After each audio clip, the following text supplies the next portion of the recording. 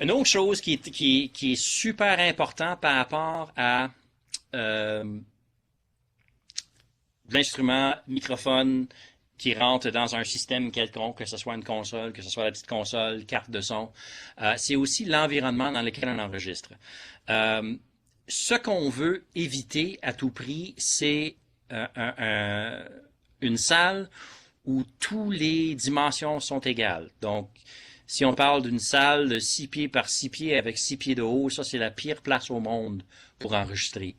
On veut essayer le plus possible d'éviter des murs parallèles parce que ce que ça crée au niveau de n'importe quel son, ça crée des réverbérations qui peuvent être moins agréables.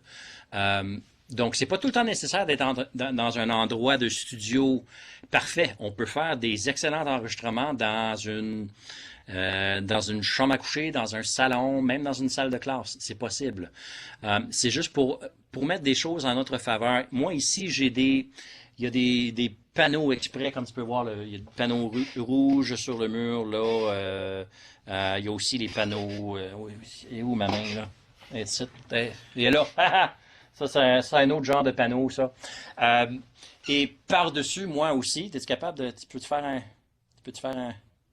Ah! Ça, c'est un autre panneau par-dessus moi.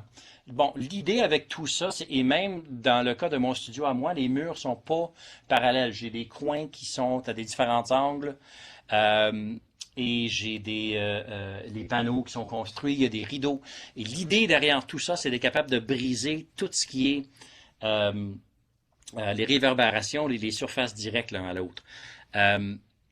Chose qu'on peut faire très, très, très facilement avec un duvet, avec des sacs de couchage, avec un couch, avec une chaise, vraiment avec n'importe quoi.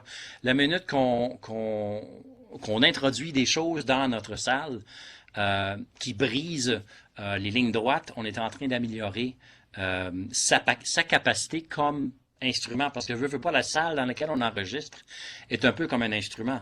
Le son de la salle va s'intégrer dans les micros aussi. Donc, mais on veut pas que ça soit complètement mort, comme ils disent. On veut quand même garder un petit peu de lively dans les choses pour pas que ça sonne trop étouffé. Donc, dans mon cas, moi, j'ai laissé certaines surfaces. Il y a des surfaces qui sont juste du gyprock bien ordinaire. Et ça, c'est pour garder un petit côté moins mort, si on veut, là-dedans. Tu es en train de regarder un peu autour. Ouais, tu sais, j'ai des panneaux rouges. Regarde, ça, c'est parfait. Des panneaux rouges sur le côté qui vous montrent en haut. Mais de l'autre côté, en haut, si tu vois à l'autre mur, spin, spin, spin, spin, spin. Continue. Continue. Oh, t'es allé trop loin. Ah, OK. Retourne. Caméraman Gilles en formation. L'autre côté, par-dessus les panneaux, il n'y a rien. Donc, si je parle de ici. Ici, il n'y a rien. L'idée en ayant du rouge sur l'autre côté, ça absorbe les waves qui pourraient se propager, mais ça garde quand même une surface où il peut avoir certaines réflexions qui peuvent être agréables. Et vu que ma salle ici, elle n'est pas énorme, elle fait environ 11 pieds par 24 avec 10 pieds de hauteur, donc j'ai évité le fameux 10 par 10 par 10, whatever, j'ai évité ce cube-là. Elle n'est pas énorme, mais j'ai quand même des assez bonnes réverbérations pour être capable d'enregistrer des drums. Et pour une salle, c'est une salle qui a de l'allure. Le truc, c'était vraiment de me promener dans la salle et de voir où l'instrument sonnait le mieux à mes oreilles. Ça, c'était le truc et ce qui m'a donné la position de drum qui est là-bas, que je peux aller vous montrer tantôt. Donc, des trucs, surtout en faisant une prise de voix. Si on veut chanter ou une prise de guitare, il y en a qui vont mettre... voilà. Bon, moi j'ai un petit panneau amovible ici. Ça c'est un foam acoustique, de prime acoustique qui s'achète, que j'ai collé tout simplement sur une restante de pancarte d'élection. L'idée, il y a des gens qui pensent que, bon, si je suis en train de chanter, mettons, je suis en train de chanter, il y en a qui vont mettre un panneau ici. Mais un panneau ici, en chantant, ça sert pas vraiment à grand-chose, parce que si vous vous souvenez, le microphone cardioïde, lui, il capte ce qu'il y a en avant de lui, il ne capte pas ce qu'il y a en arrière. Donc, ce qu'on veut faire, c'est le contraire. On aimerait, tu peux-tu juste le tenir derrière moi? Tu es capable de... Ah, je vais me spinner, regarde. Ce qu'on voudrait faire, ce serait le contraire. Parce que ici, le microphone capte comme ceci en avant. Il ne capte pas ce qu'il y a en arrière, donc ce qu'il y a là-bas, c'est pas grave. Mais ce qu'il risque de capter, c'est les réflexions qu'il va y avoir du mur en arrière de moi. Donc ça peut rentrer dans le microphone. Mais avec un panneau comme ça, ou comme je te dis, un duvet tout simplement accroché sur un stand de microphone, ou même dos à une garde-robe ouverte avec des vêtements dedans. Ça fait le job très, très, très bien. Il n'y a pas besoin d'être plus scientifique que ça. À moins qu'on cherche à avoir la réverbération naturelle de la salle, des petits trucs comme ça, c'est quand même très, très utile. Oui, il y a certaines compagnies qui fabriquent un genre de petit panneau qui va aller autour du micro, là, mais tant qu'à moi, ça, c'est... Tu pourrais facilement mettre 100$ ailleurs que là. Tout le temps, éviter, ça serait d'enregistrer dans le plein milieu de la salle. Parce que c'est là où, et surtout quand c'est une salle carrée, au plein milieu de la salle, c'est là où tu as vraiment toutes les réflexions, toutes les réverbérations, ils vont tous finir là. Fait que n'enregistrez jamais à côté de Gilles. Fait qu'à éviter le centre de la salle. Mais sinon, écoute, c'est en se promenant dans la salle, c'est vraiment la meilleure façon de voir où est-ce qu'on peut trouver, quelles seraient les meilleures places pour un certain son. Moi, j'ai la chance d'être dans une place qui est insonorisée, que j'ai faite moi-même. Donc, les murs sont insonorisés, le plafond est insonorisé, j'ai pas de problème de bruit externe. Mais ce qui est peut-être pas le cas pour certains d'entre vous. Si vous enregistrez dans une salle de classe, mais il y a tout le temps risque de le système de climatisation ou n'importe quoi, des petits bruits. Fait qu'il faut, c'est des choses, c'est drôle, on s'habitue à les entendre parce qu'on est là, mais c'est vraiment à éviter. Donc, si vous êtes en quelque part où vous êtes capable de, s'il y a de la climatisation ou une chaufferette qui fait du bruit, vous êtes capable de le fermer durant le temps de faire des enregistrements. Quand j'ai commencé mon studio, j'avais un appartement dans un sous-sol, puis la chambre était juste à côté de ma cuisine, puis j'utilisais la cuisine comme tracking room.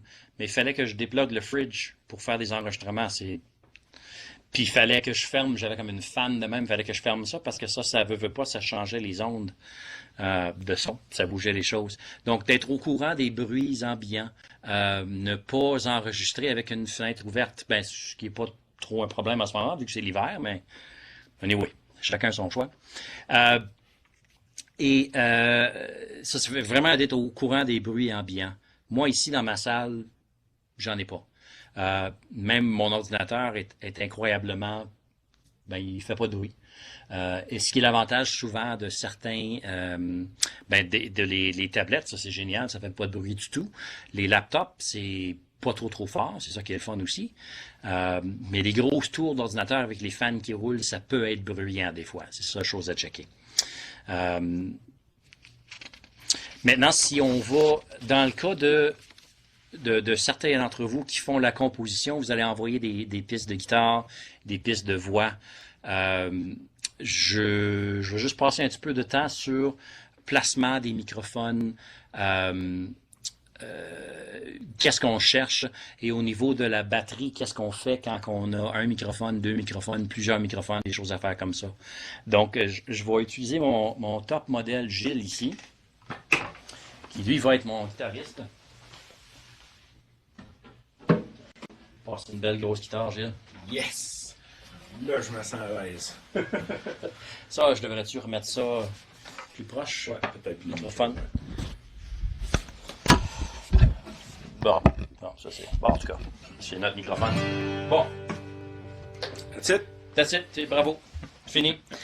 Donc, là, j'ai un microphone, ça c'est un SM57 vraiment dynamique, bien ordinaire, qui drôlement marche super bien sur une guitare acoustique, mais on peut prendre encore une fois un beau condensateur aussi si on veut.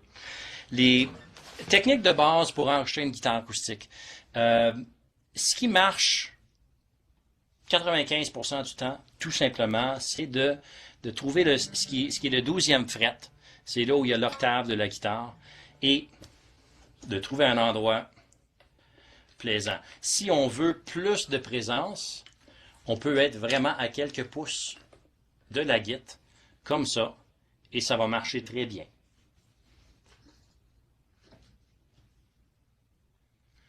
Ça va faire une prise de son de guitare qui va marcher avec n'importe quoi, que ce soit avec un 57 ou avec un microphone qui est beaucoup plus cher. Ça va toujours fonctionner. Si on entend trop le son de les cordes, de la main qui bouge, par exemple. Si on a trop de ça, on peut s'éloigner et aller un peu plus vers le corps de la guitare. La pire place à enregistrer une guitare acoustique, c'est le trou. Avec ça, tu reçois comme un gros boom qui est pas du tout agréable. Les microphones n'aiment pas capter là. Une autre prise, souvent, qui est intéressante pour la guitare, crois-le ou non, c'est de le prendre en arrière ici, proche ce qu'on appelle le pont, le bridge.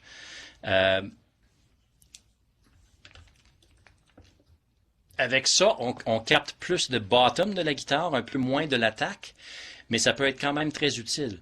Si vous avez deux microphones, n'en placez un ici, à la région du 12e fret, et un comme ça peut vous donner un son assez impressionnant et vous pouvez même les panner pour vous donner un son stéréo qui est quand même super le fun aussi. Une autre prise de guitare acoustique qui marche très très très bien, en combinaison encore une fois avec celle-ci. Bon, je retourne à mon 12e fret. Interlude. Soundtrack de Gilles, merci. Parce que nous autres, quand on écoute des guitares acoustiques, on les écoute de où on est. Donc, on sait qu'une guitare, elle sonne d'une certaine façon là. Fait qu'une prise qui est super le fun. Je sais pas si on va le voir. Si je vais le descendre un tout petit peu. Mais vraiment, comme ça. Par-dessus l'épaule. Donc là, ici, on est par-dessus l'épaule de Gilles en faisant face en bas avec la guitare et celle-là. Ça vous donne un peu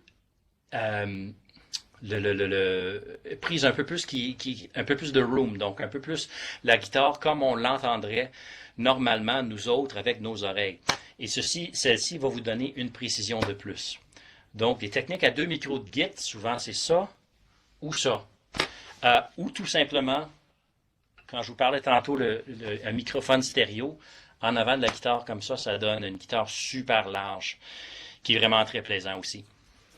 Tout dépendamment de qu'est-ce qu'il va y avoir dans le mix final. Des fois, il faut penser à ça, mais pour ce que vous faites, c'est pas super important. Mais une fois rendu au studio pour les vraies prises, pour voir, bon ben si c'est une track où il y a 12 différentes prises de guitare, 12 différentes tracks de guitare, pas nécessaire de prendre tout le monde en stéréo. Un simple source mono, c'est cool. Avoir ça comme option aussi, ça peut être vraiment le fun. Cool. Merci Gilles. Merci. Question. Oui, s'il te plaît. Joël Joseph de Franco-Cité. Bonjour Joël. Est-ce mieux enregistrer par un mic ou direct box? Alors, ce qui est le plus simple, c'est DirectBox. OK. Mais côté sonore, si on parle vraiment de guitare acoustique ici, guitare acoustique, Ouais. à moins que la guitare elle a un pick-up qui a un micro à l'intérieur, si la majorité des guitares acoustiques, le pick-up va être dans le bridge, il va y avoir comme un petit piezo là-dessus, puis ça sonne zing-zing pas mal. Il y en a d'autres que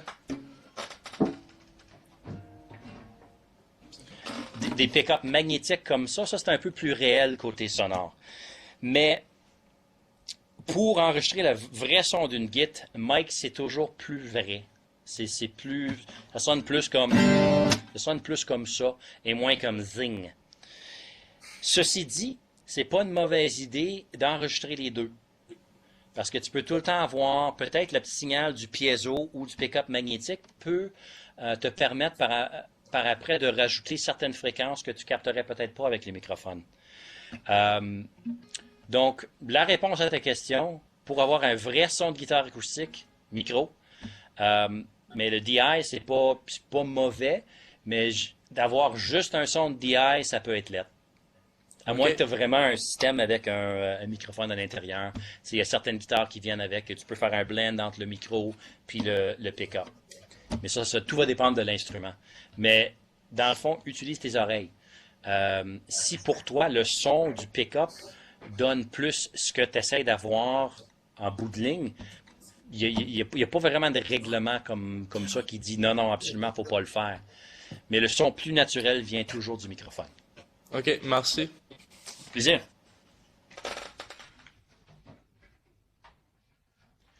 Vu qu'on est dans où suis-je? Je suis là. Vu qu'on est dans le département des guitares, pour ceux qui jouent de la guitare électrique, comment manquer un ampli? Ça, c'est souvent... Il y a certains trucs. Excuse-moi. Il y a de plus en plus de modeling qui se passe aussi. Donc, avec les processeurs, bien, il y a des AmpliTube, des espèces de plugins, des Guitar Rig sur l'ordinateur. Mais il y a aussi les pods qui sont des simulateurs d'ampli. Ça facilite nos vies beaucoup, beaucoup, beaucoup. Mais pour micer un vrai ampli, il y a certaines techniques qu'il faut garder en ligne de compte, garder en tête. On a dessus, je pense que ton preset de jasage, il est là, parfait. Donc,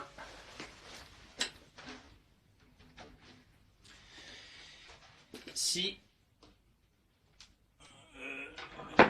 Super. OK. Donc, un ampli, bon, ben ça c'est un 412, mais peu importe le montant de speaker que tu as, c'est pas grave. Chose de base, encore une fois, les microphones dynamiques, dans ce cas ici, sont extrêmement utiles parce qu'ils peuvent prendre énormément de signal avant de commencer à faire un overload. Donc, quand tu veux micer un ampli, tu veux pas être vraiment sur le cône et tu veux surtout pas être dans le centre. Idéal, c'est juste ce qu'on appelle off-center un petit peu. Puis si tu peux te mettre à... Bon, celui-ci, il n'y a pas de grille en avant, ça fait que c'est un peu difficile de voir. Mais s'il y avait une grille, moi, j'étais à comme 2 pouces de la grille. Ça fonctionne très, très, très bien. Tu peux même le coller contre la grille si tu veux plus de présence. Plus que tu vas être proche du haut-parleur, plus que le son va être dans la face, comme on dit. Les autres microphones qui sont vraiment excellents pour des amplis de guitare, c'est des microphones à ruban, comme je parlais tantôt, parce qu'eux autres, ils vont couper les petites fréquences en haute, le tone maringouin, là, souvent si on a trop de distorsion, des choses comme ça, ça va adoucir un peu ça, sans enlever l'impact, le punch de la patente. Et on peut aussi le capter avec 2 différents microphones. Et il y a 2 façons de faire ça. Si par exemple, on capte avec un microphone dynamique et un condensateur, encore une fois, l'idéal, il y a 2 façons de faire ça. Soit qu'on les met, les capsules des 2 microphones les plus proches possibles l'un de l'autre. Dans ce cas ici, je le tracerai un peu pour ne pas être au centre. Le plus proche l'un de l'autre pour éviter ce qu'on appelle des problèmes de phase. Les problèmes de phase, c'est, si vous connaissez un peu les pédales de guitare, les phaser pedals, ça fait comme un genre de...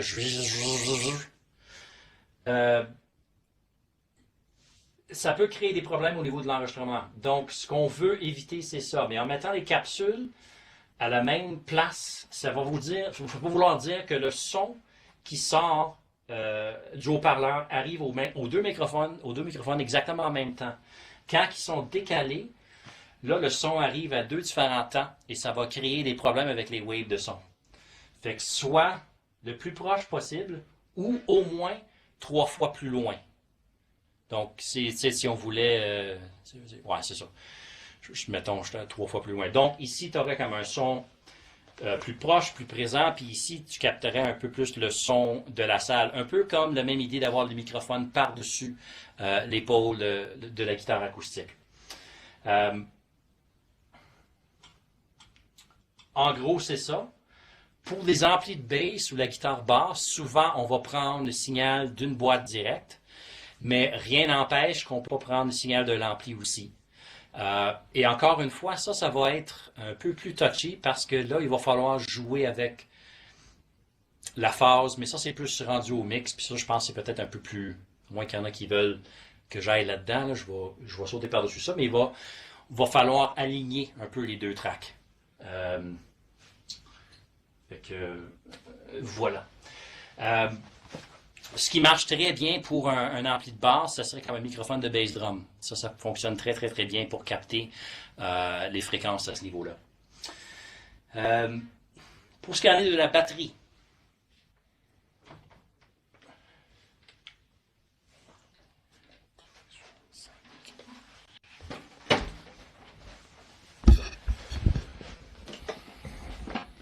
on va faire un petit shuffle ici.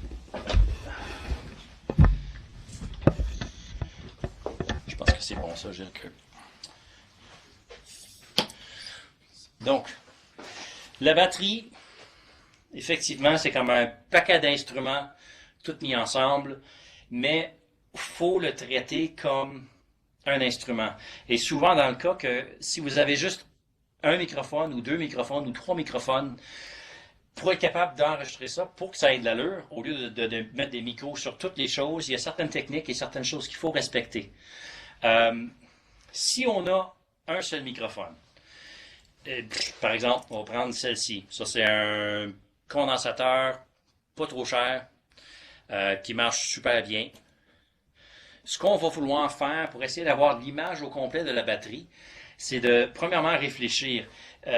Au niveau des sons de la batterie, il y a certains instruments qui sont plus forts que d'autres. Et là, d'instruments, là, je parle de les morceaux individuels. Donc, c'est sûr que les cymbales et le snare sont beaucoup plus forts en volume que les toms et le kick. Ça, c'est juste comme ça. Donc, ce qu'on veut être capable de faire, c'est de trouver un endroit où on peut placer le microphone pour être capable de capter les choses d'une façon plus ou moins égale. C'est sûr qu'on se limite avec un microphone, mais quand on pense que à l'époque, quand les enregistrements commençaient à se faire, il n'y avait presque pas de microphone. Puis l'idée de le placement de microphone faisait tellement partie de la chose là, que c'est comme un art qui est perdu. Là, les gens vont mettre n'importe quoi n'importe où, puis ils vont juste espérer, puis on va tout le temps dire on va arranger ça au mix, ce qui n'est pas la bonne approche. Tant qu'à moi, anyway. Donc souvent, quelque chose comme ceci fonctionne très bien. Ça a l'air un peu weird, mais là, je suis peut-être à 2 pieds du plancher, puis je suis à environ 2 pieds du drum en avant. Avec ça, je vais capter tout ce qui se passe dans le centre. Donc, on parle du kick, le snare, ça va être là dans le centre, les toms, c'est pas pire. Puis les cymbales sont un peu plus haut, donc ils vont passer un peu plus haut par-dessus le microphone. Donc, la balance pour le drum, comme ça serait pas pire pantoute. Ça va vraiment être correct. L'idée de ne pas juste le mettre en overhead, parce que ça, souvent, on voit des overheads, mais le problème, c'est en le mettant juste en overhead, là, on va manquer le bass drum, on ne l'entendra pas très très bien. Ici, on a la chance. Puis ça, c'est un point de départ, ça. Le meilleur outil que vous avez à votre disposition à ce moment ici, c'est vos oreilles. Donc, c'est une question tout simplement de, bon, peut-être j'ai pas assez de bass drum, qu'est-ce que je peux faire? Ben, je peux baisser le microphone. Le bass drum est en bas, mais on va aller en bas. Donc, on peut tout simplement baisser le microphone. Puis là, naturellement, on va avoir plus de bass drum. Si on a besoin de plus de présence, on avance le microphone. Et s'il y a trop de bass drum à ce moment-là, ben, on le remonte. C'est vraiment avec les oreilles. Et c'est sûr que c'est beaucoup plus facile de faire ça à deux. En ayant quelqu'un qui joue en même temps, toi avec des écouteurs, pour déplacer le microphone, pour trouver l'endroit parfait où on a une belle balance pour le drum.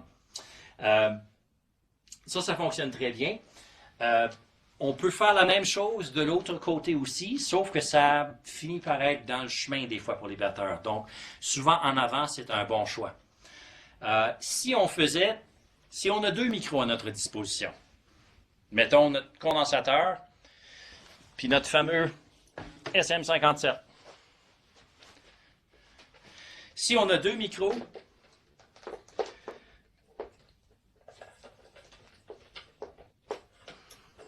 un proche du bass drum, que ce soit à l'extérieur, à l'intérieur, et à ce moment-là, le overhead peut devenir un overhead encore une fois.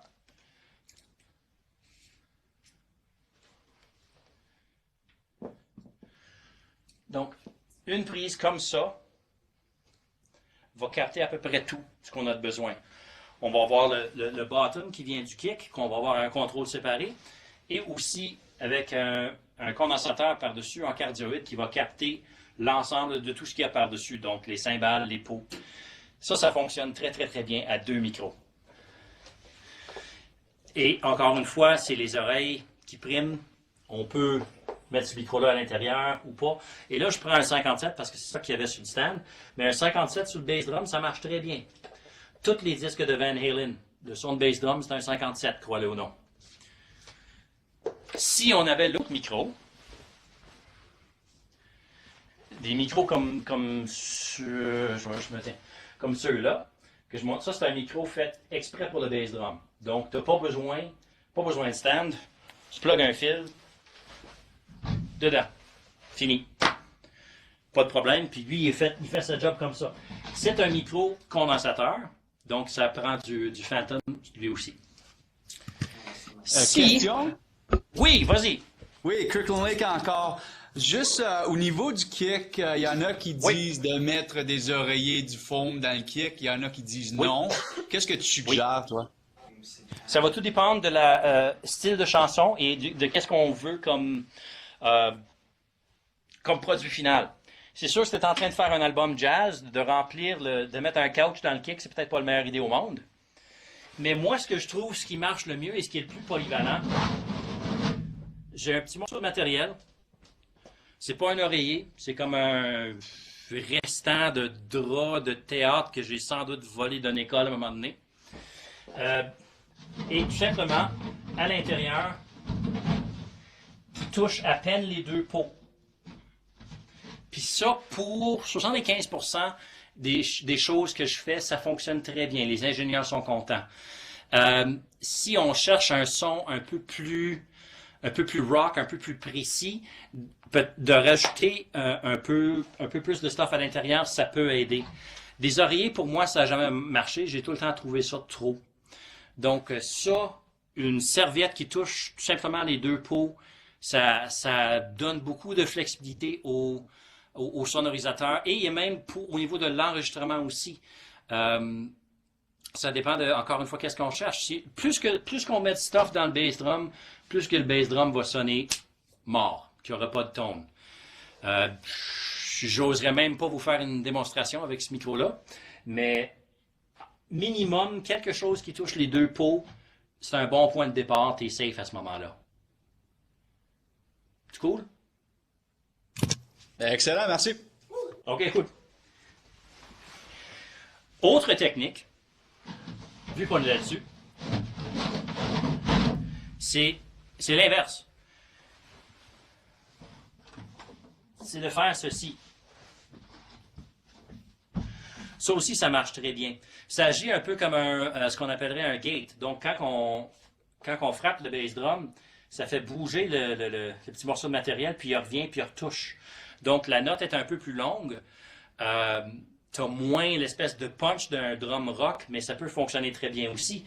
Et il y en a que souvent en studio, ils vont carrément enlever la peau en avant, puis ils vont bâtir un genre de petit tunnel comme ça, pour être capable d'isoler le bass drum encore plus.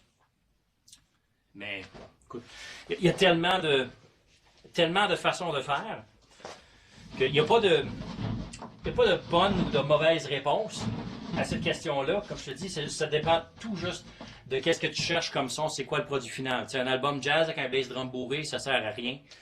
Mais une tune rock avec un bass drum full ouvert, c'est un peu tough. Il y a des petits strips de felt aussi qui marchent très très très bien. Trou, pas de trou, ça change énormément le son. Mais non seulement est-ce que ça change le son, mais ça change la technique de frappe pour le batteur aussi. Parce que l'air n'a pas de façon de se sauver. Donc souvent on va frapper avec la pédale, puis on va frapper 2 fois avec ça. Il va y avoir comme un rebond un peu weird.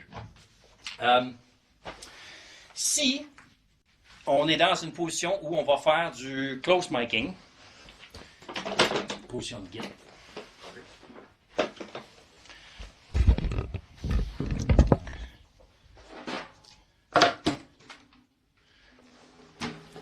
C'était 3, ça.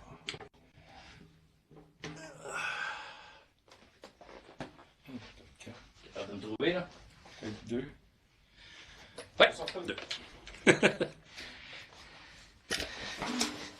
Si on est dans une position où on peut avoir plus que 1 ou 2 micros sur le drum et on est capable de faire une prise, ce qu'on appelle du close miking. Ce qu'on veut viser au niveau de la batterie, et encore une fois avec des micros dynamiques, c'est quelque chose qui ressemble à ceci. Donc, ce qu'on fait... Est-ce qu'on voit le micro? Oui, parfait, excellent. C'est environ la distance de 2 pouces entre la peau puis le micro. Ça fonctionne très bien. Et tout simplement, en bougeant le micro ici, ou comme ça, on change le ton du drum. Plus on est proche du bord, plus qu'on va avoir l'espèce de ring. Plus qu'on vise le centre, plus qu'on va entendre l'attaque du drum. Autre chose importante, au niveau d'une caisse claire, d'un snare, quand on est en train de... Il y en a qui vont faire des prises avec un micro par-dessus et un micro en dessous pour les chaînes. On va faire semblant qu'il est à l'envers. Est-ce qu'on voit les chaînes? Oui. Vous voyez les chaînes? Donc, s'il y a un micro à placer en dessous du drum, on va viser les chaînes comme ça. Très important, si on enregistre ces deux choses-là, il faut absolument inverser la phase sur un des micros et 99% du temps, c'est le micro qui est en dessous. Sinon, ça va être très facile à entendre et ça va sonner très, très, très mince. Et la seconde que vous inversez la phase, il y a certaines consoles qui ont la capacité il y a un piton pour la phase, ça va avoir l'air comme oui, exactement. Ou des fois juste un cercle avec une petite ligne à travers. Là, tu vas voir toutes tes fréquences, toute ta rondeur va revenir. Et si vous n'avez pas la capacité à le faire sur la console ou en rentrant, mais dans le logiciel, il y a sans doute un piton en quelque part sur la console du logiciel où on peut inverser la phase. Sinon, certains plugins comme des EQ, ils vont aussi avoir un petit piton d'inversion de phase. Juste chose à garder. Et un autre truc. Pour tous les batteurs qui sont à l'écoute et tous les ingénieurs de son, comme batteur, ça fait des années que je me bats, non pas que je me bats, mais que je deal avec des gars de son qui disent qu'il y a trop de ring, il y a trop de résonance dans le drum, il y a trop de ci, il y a trop de ça. Ben, merveilleux produit. Il s'appelle du Moon Gel. C'est un genre de patente gluant bleu, là, vraiment pas cool, qu'on peut mettre sur un drum pour atténuer. C'est la minute, je ne sais pas si vous entendez la différence, mais entre ça et ça doit sans doute capter. Mais si à vos oreilles, si vous êtes en train de jouer, puis pour vous autres, ça sonne super bien. Ça, c'est excellent, mais le gars de son trouve il y a trop de résonance. C'est pas une question de retourner le drum. Prenez le petit morceau bleu, puis mettez-le entre le micro et le drum. Tout d'un coup, le gars en avant, il va être heureux, il va te trouver comme si tu étais un dieu, puis tu viens de régler tous les problèmes du monde.